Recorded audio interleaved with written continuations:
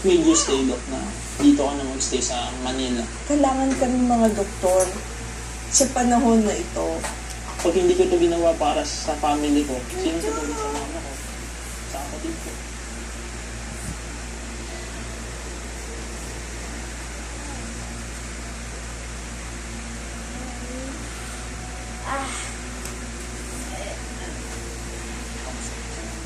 Isa po akong delivery rider. Pala Dr. Chan Reyes. Interviews ako pulmonary therapy sa lung center. Matagal na siya ginagawa.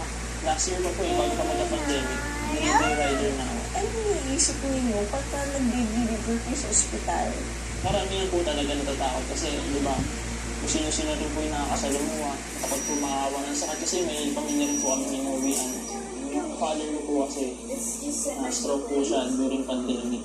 Yung mother ko siya nag-aalaga sa father ko. May kapatid pa po, nag-aaral din. Aside sa pagiging delivery rider,